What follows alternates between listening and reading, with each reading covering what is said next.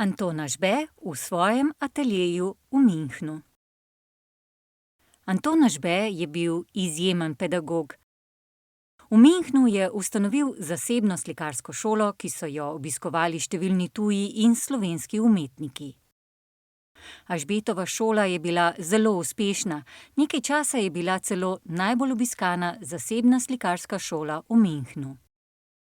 Na fotografiji vidimo Ažbeta v njegovem slikarskem ateljeju, ki ga je imel blizu šole. Predmeti v prostoru so skrbno razporejeni.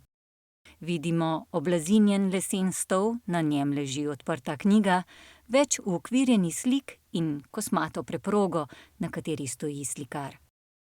Anton Ažbe je elegantno oblečen, v rokah drži paleto in čopič.